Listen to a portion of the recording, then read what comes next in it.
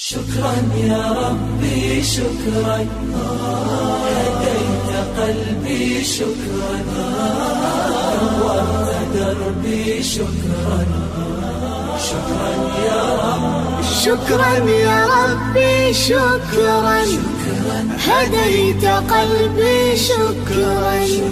تو جب حضرت عمر رضی اللہ تعالیٰ عنہ نے سب کو، اب میرے نبی کے دور میں 3 دن کے بعد آپ تو آئے نہیں کہ کہیں فرض نہ ہو جائے، تو صحابہ اپنے طور پر قرآن سنتے تھے ٹولیوں میں. صدیقی دور میں 2 سال وہ فتنوں میں گزرا، تو اس میں بھی اسی طرح چلا کہ ٹولیوں میں ہوتے تھے. حضرت عمر رضی اللہ عنہ کے زمانے میں حکومت مضبوط ہو گئی، طاقتور ہو گئے، تو ابتدائی سالوں میں نہیں، چند سالوں کے بعد اب مسجد میں تشریف لائے تو لوگ اس طرح کوئی 4 ادھر 4 ادھر 5 ادھر 10 ادھر 20 ادھر، تو کہنے لگے ان کو ایک امام پہ جمع کر دیا جائے تو کتنا اچھا ہوگا. تو آپ نے سب کو اکٹھا کیا اور ابی بن کعب رضی اللہ تعالیٰ عنہ کو امام بنایا اور سب کو ایک نماز پہ جمع کر کے 20 رکعت کا حکم عطا فرمایا. تو حضرت عمر کا جھوٹ بول رہا ہے.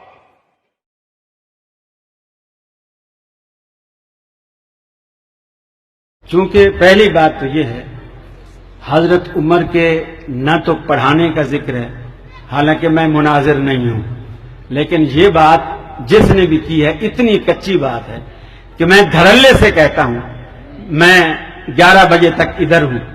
کوئی مئی کا لال حضرت عمر فاروق رضی اللہ تعالی عنہ نے 20 تراویحیں پڑھائیں جس طرح سوال میں کہا گیا ہے. کوئی مئی کا لال آج رات 11 بجے تک میں ذمہ دار ہوں، میرے بعد میری پوری جماعت ذمہ دار ہے. کوئی مئی کا لال یہ روایت نہیں لا سکتا، اس لیے کہ یہ روایت ہے ہی نہیں. صحیح ضعیف تو بعد کی بات ہے، یہ روایت ہے ہی نہیں.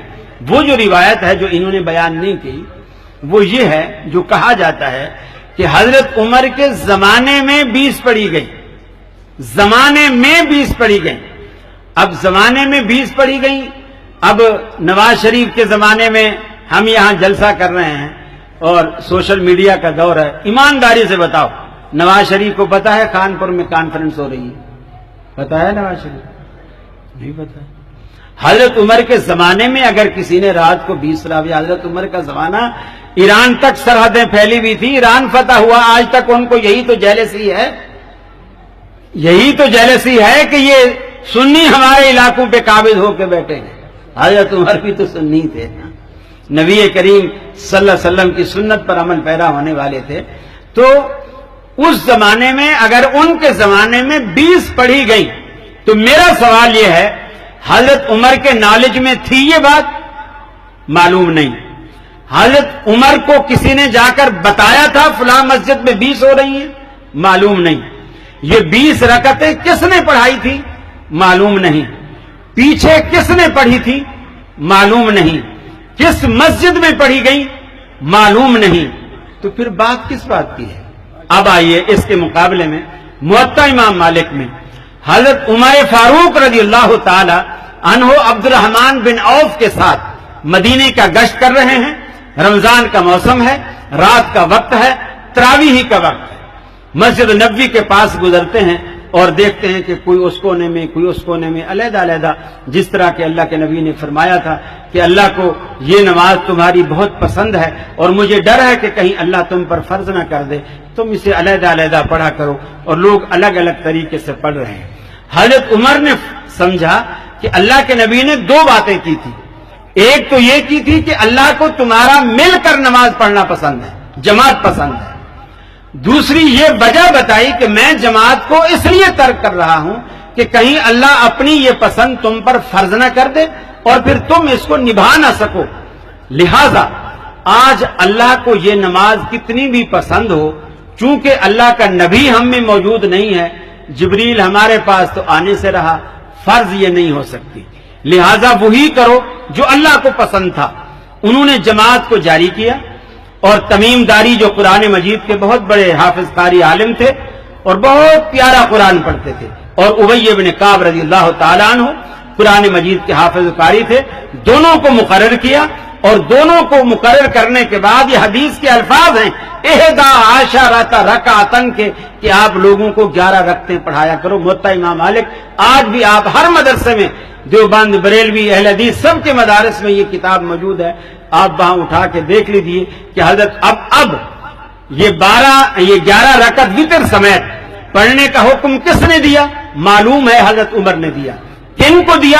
ابی بن کعب اور تمیم داری کو. یہ بھی حدیث سے معلوم ہے. کس مسجد میں پڑھانے کو کہا؟ مسجد نبوی کے اندر. یہ جگہ بھی معلوم ہے. اور پیچھے پڑھنے والے کون تھے؟ صحابہ کرام تھے. یہ بھی معلوم ہے. ساری باتیں حدیث میں معلوم ہیں. اس معلوم باتوں کے مقابلے میں آپ مجہول باتوں کو راجے قرار دیتے ہیں. یہ تو پھر اس عقل پر جتنا بھی ماتم کیا جائے کم ہے. اللہ نے ہمیں ایک نماز عطا فرما دی جس کو ہم آج صلاۃ التراویح کہتے ہیں. میرے نبی کے زمانے میں اسے قیام اللیل کہا جاتا تھا. اس لیے حضرت عائشہ رضی اللہ تعالیٰ عنہ کی روایت ہے نا، جس سے 8 رکعت والے حضرات استدلال کرتے ہیں کہ رمضان اور غیر رمضان میں اس کو امام بخاری نے قیام اللیل کا ہی عنوان دیا ہے. آپ نے 11 رکعت سے زیادہ نماز نہیں پڑھی. ایک ضعیف روایت میں ہے کہ آپ نے 3 دن پڑھائی نماز. یہ تو صحیح روایت ہے. کتنی رکعت پڑھائی؟ تو ایک ضعیف روایت میں ہے کہ 20 رکعت پڑھائی. اچھا، ضعیف روایت سے عبادت ثابت نہیں ہو سکتی حکم شرعی.